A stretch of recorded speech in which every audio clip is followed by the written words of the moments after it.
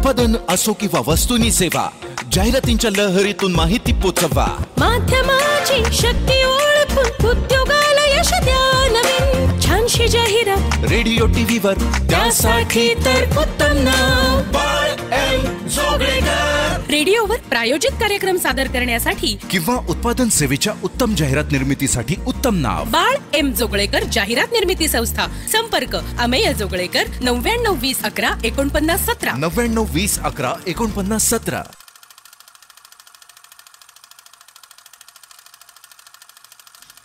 प्रत्यक्ष शॉटमध्ये उमानं मधूच्या तोंडावर इतक्या जोरानं हात मारला होता की बिचाऱ्याचे 2 दातच तुटले. ताबडतोब त्याला दवाखान्यात भरती करावं लागलं. आदल्या दिवशी मधू आपटे उमाबद्दल जे काही बोलत होता त्याचा तिनं असा वसवा काढला का काय असं वाटायला लावणारा तो प्रसंग होता. साताऱ्यात आम्ही जवळजवळ 15 दिवस वास्तव्य केलं. गावकऱ्यांकडून, कूपर इंजिनिअरिंग कडून सगळी मदत अगदी आनंदानं होत होती. तिथल्या गणेशोत्सवात आणि जैनांच्या एका सणाच्या सुमाराला झालेल्या समारंभात आम्ही सगळे हौसेनं सामील झालो. चित्रपटाचं 3/4 काम पूर्ण झालं. राहिलेलं काम आम्ही मुंबईत करणार होतो. बाकीची सगळी मंडळी मुंबईला निघून गेली आणि पेमेंटचं सर्व काम सेटल करण्यासाठी मी मात्र साताऱ्यातच राहिलो. विनोद शेठपाशी पैशाचा विषय काढताच त्यांनी हसत हसत एकही पैसा घेण्या नकारच दिला. बरीच मोठी चर्चा रंगली आमची. मी त्याला पुन्हा पुन्हा सांगत होतो की हे प्रोफेशनल शूटिंग आहे. मी एकटा किंवा वसंतराव सुमतीबाई असे इथे येऊन हवा पालट म्हणून काय राहायला आलेलो नाही.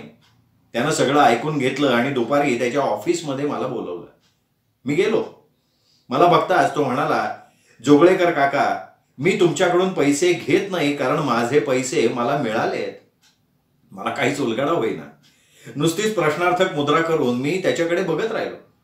दिलखुलास हसत त्यानं आधीच्या 15 दिवसांचं हजेरी पुस्तक माझ्या पुढ्यात टाकलं आणि तो म्हणाला, हे पुस्तक काळजीपूर्वक बघा काका. तुमचं शूटिंग ज्या 15 दिवसात इथे चालू होतं त्या काळात आमच्या कूपरचा सर्व कर्मचारी वर्ग इथे आवर्जून हजर होता. शूटिंगचं सर्वसामान्यांना इतकं आकर्षण असतं ना की त्या कुतूहलापोटी माझे झाडून सगळे कामगार कंपनीत यायचे. कुणी घरी बसत नव्हता, सुट्टी काढत नव्हता आणि त्यामुळे माझं उत्पादन दुपटीनं वाढलंय. याचा अर्थ मला सगळे पैसे मिळाले, किंबहुना दाम दुपटीनं मिळाले. मग आता सांगा, मी तुमच्याकडून पैसे घेईन का? त्याच्या या बोलण्यावर मी मात्र निरुत्तर झालो. मनोमन त्याच्या हुशारीचं, त्याच्या धोरणी स्वभावाचं कौतुक करायला लागलो. हा त्याचा व्यावसायिक दृष्टिकोन मलाही बरंच काही शिकवून गेला. विचारांना एक नवीन दिशा सापडली माझ्या. दुसऱ्या दिवशी मी मुंबईत हजर झालो. प्रकाश स्टुडिओमध्ये सेट लावला होता. तिसऱ्या दिवशी मुंबईतल्या चित्रीकरणाचा प्रारंभ होणार होता. पण त्या दिवशी भाद्रपदानं असा काही पावसाचा तडाखा लावला की विचारता सोय नाही. आम्हीच कसे बसे स्टुडिओत पोहोचलो. माझे असिस्टंट, मेकअपची मंडळी, 1-2 लाईट बॉईज एवढेच त्या दिवशी आमच्या व्यतिरिक्त हजर राहू शकले होते. एकच सीन चित्रित करायचा होता. मालुसरांच्या घराण्यातला कोणी एक वयोवृद्ध सावित्रीबाईंच्याकडे तो व्हिक्टोरिया क्रॉस बघायला मागतात. सुभानरावांचे मित्र त्यांना नंतर यायला सांगत असतात, पण सावित्रीबाई मात्र अगदी निर्विकारपणे तो व्हिक्टोरिया क्रॉस त्या वयोवृद्ध व्यक्तीच्या हातात ठेवतात. असा तो प्रसंग होता. मोठा हृदयद्रावक प्रसंग होता. प्रसंगाची खोली खूप मोठी होती. पण आता कुणीच कलाकार उपलब्ध नसल्यामुळे त्या वयोवृद्ध माणसाची भूमिका करायची कुणी? सुमतीबाई आणि चंद्रकांत गोखले हजर होते, पण तिसरा कलाकार नाही म्हटल्यावर शूटिंग रद्द करावं लागेल की काय अशी भीती वाटायला लागली होती. मी ताबडतोब निर्णय घेतला. स्वतःला विषा चढवल्या, मेकअप केला, पगडी चढवली आणि त्या वृद्ध माणसाच्या भूमिकेत मी शिरलो. माझ्या ह्या कृतीला अनेक जण विरोध करत होते, पण मी कोणाचंही न ऐकता सर्वांना हुकूम सोडले आणि शॉट देऊन मोकळा झालो. तो झाल्यानंतर सर्वांनी म्हणजे चंद्रकांत गोखल्यांनी सुद्धा माझ्या अभिनय कौशल्याची स्तुतीच केली. या चित्रपटातलं एक गीत खूप गाजलं होतं. नायक नायिका म्हणजे रमेश देव आणि उमा यांच्यावर चित्रित झालेलं ते गीत होतं. त्याचे बोल होते, तुझे रूप राणी. हे गीत आम्ही सज्जनगडाच्या पायथ्याशी एका नदीच्या काठी चित्रित केलं. ही जागा इतकी अप्रतिम होती की काश्मीरातल्या एखाद्या निसर्गरम्य परिसरात हे चित्रण झालंय का काय अशी शंका यावी. आम्ही मुंबईला परतल्यानंतर या गाण्याचे रशेष बघताना अनेकांनी ही शंका उपस्थित केली आणि आमचं उत्तर ऐकून प्रत्येक जण आश्चर्यचकितच झाला. एक दोघांनी त्यावर आमची गंमत करण्यासाठी प्रश्न विचारला की आयुष्यभर कडक ब्रह्मचर्य पाळलेल्या समर्थांच्या सज्जनगडाच्या पायथ्याशी तुम्ही असलं प्रणयगीत चित्रित केलं. समर्थांच्या आत्म्याला काय वाटलं असेल? त्यावर आमचं उत्तर तयार होतं, अहो ब्रह्मचारी झाले म्हणून काय झालं, प्रपंच करावा नेटका असं समर्थांनीच तर सांगून ठेवलंय. त्या काळात महाराष्ट्र सरकार त्यांना पसंत पडलेल्या चित्रपटाला रिफंड ऑफ एंटरटेनमेंट टॅक्स म्हणून 2 लाख रुपये देत असे. शेवटच्या मालुसरासाठी हे 2 लाख रुपये सुद्धा जाहीर झाले. आज 2 लाख हा आकडा तसा नगण्य वाटतो, पण ही गोष्ट आहे 1965-66 सालामधली. दिवाळी तोंडावर आलेली आणि तशात हे 2 लाख रुपये जाहीर झाले.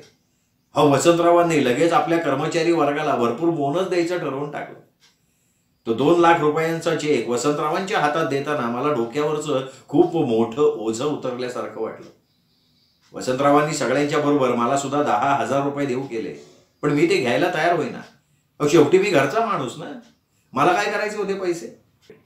पण मी छायाचित्रणाबरोबर असोसिएट डायरेक्टर आणि कंट्रोलर ऑफ प्रोडक्शन याही भूमिका निभावल्या आहेत असं सांगून ते पैसे त्यांनी माझ्या हातात अगदी बळजबरीनं कोंबले.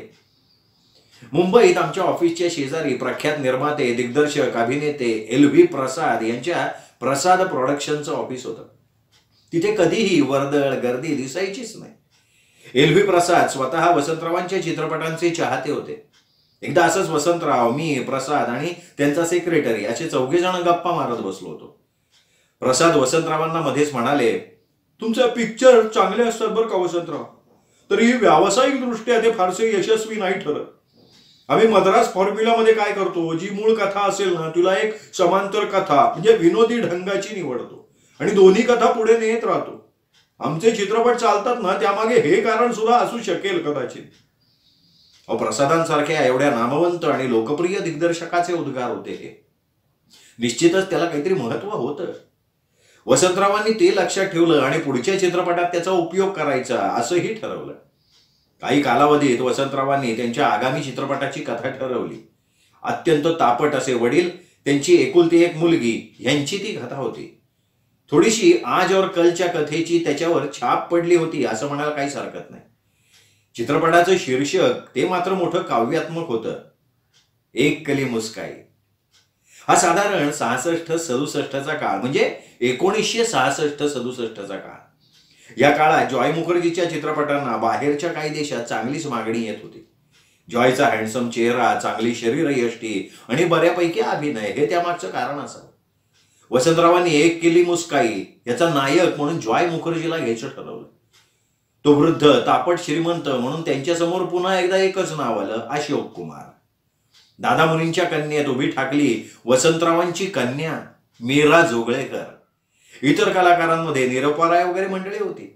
आधीच ठरल्याप्रमाणे चित्रपटाच्या मूळ कथेला समांतर अशी विनोदी कथा असणार होती. मग त्यासाठी मेहमूदला घ्यायचं ठरलं.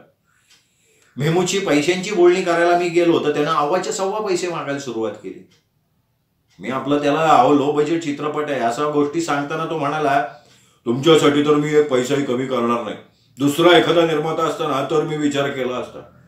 हे मला काही समजे ना, म्हणजे मेहमूदचं आमच्याशी काही वाकडं असायचं कारणच काय.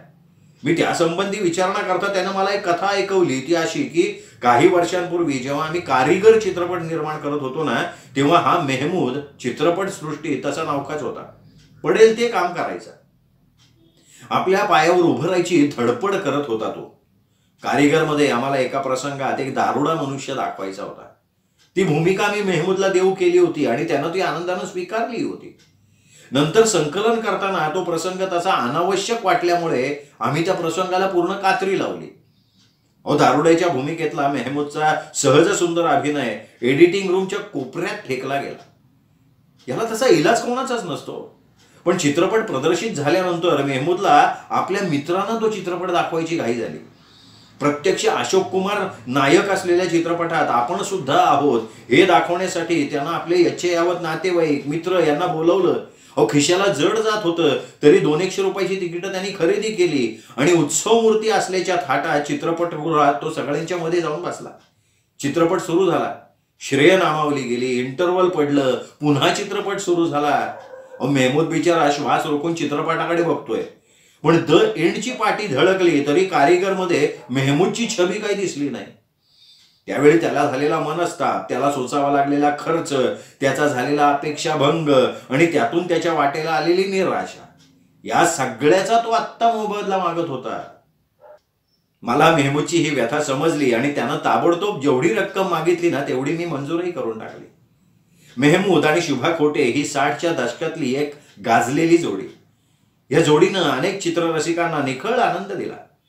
साहजिकच मेहमूदची नायिका म्हणून आम्ही शुभा खोटेंचा विचार करायला लागलो. त्यातून शुभा खोटे म्हणजे खूप गुणी अभिनेत्री. मेहमूद सारख्या जबरदस्त ताकदीच्या अभिनेत्यासमोर शुभा खोटेसारखी चतुरस्त्र अभिनेत्रीच पाहिजे. दुर्दैवानं त्या काळात काही विघ्नसंतोषी मंडळींनी मेहमूद आणि शुभा खोटे ही जोडी पडद्याबाहेर सुद्धा नक्की करून टाकली. त्या दोघांबद्दल उगाचच काहीतरी गॉसिप उठवून देण्यात आलं.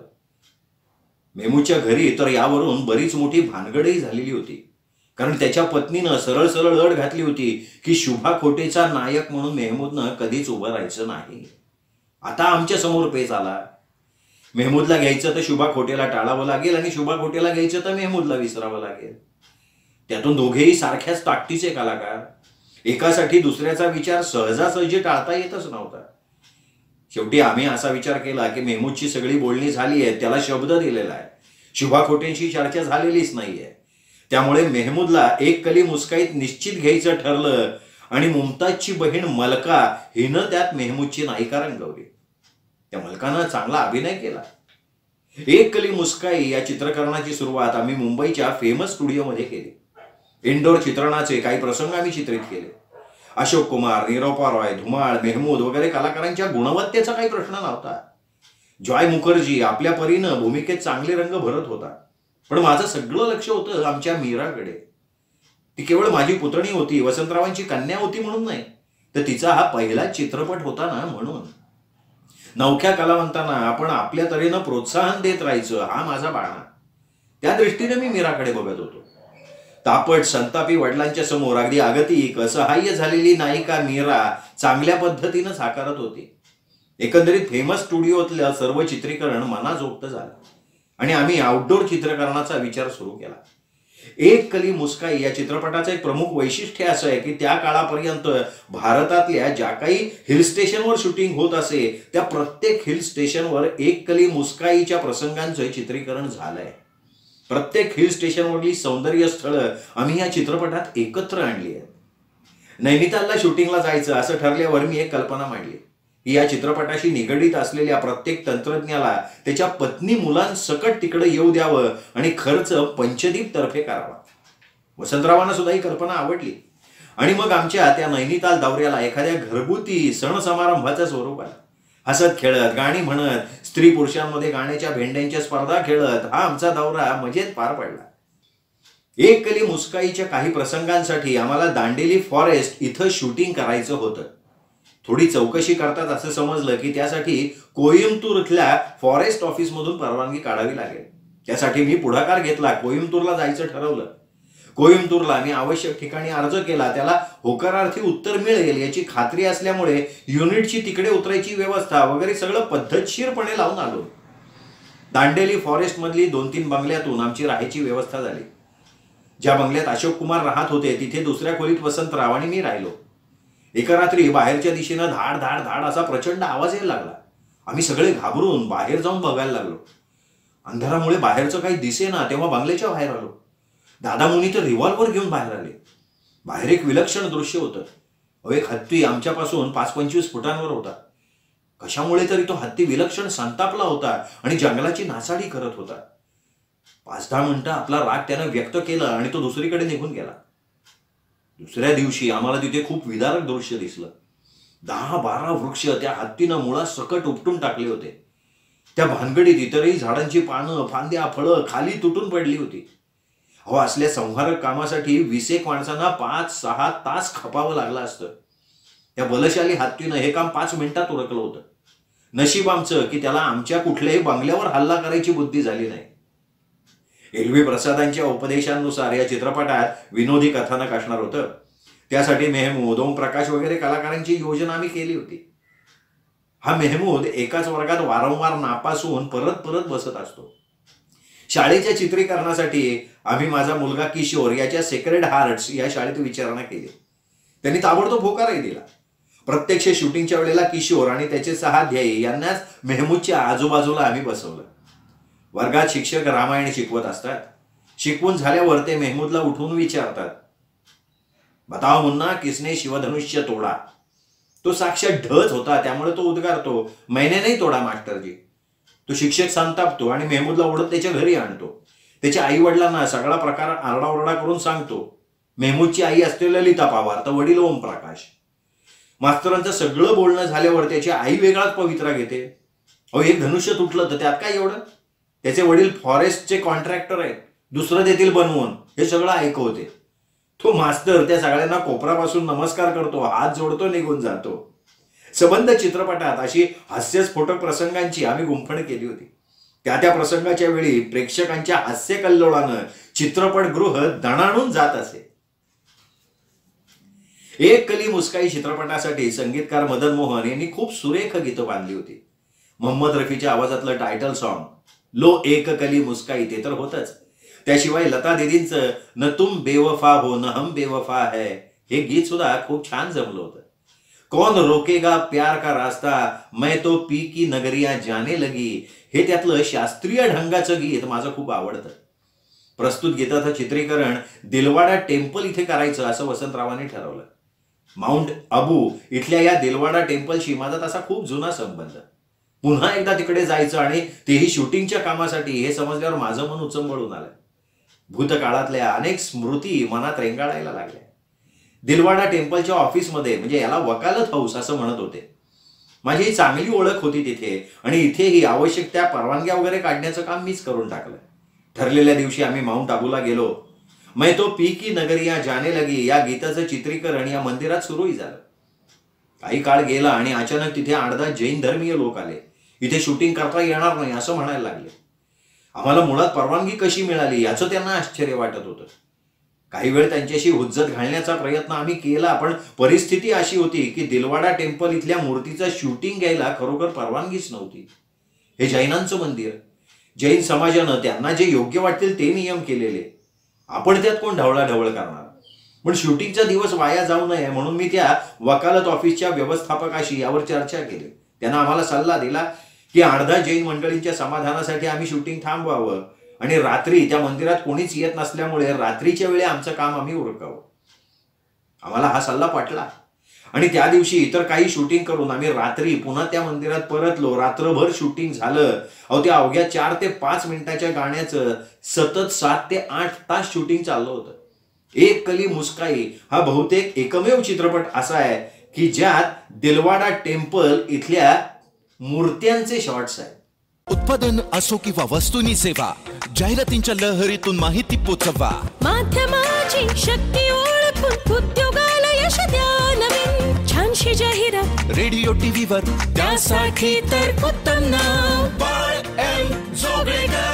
रेडिओवर प्रायोजित कार्यक्रम सादर करण्यासाठी किंवा उत्पादन सेवेच्या उत्तम जाहिरात निर्मितीसाठी उत्तम नाव बाळ एम जोगळेकर जाहिरात निर्मिती संस्था. संपर्क अमेय जोगळेकर 99 20 11 49 17 99 20 11 49 17.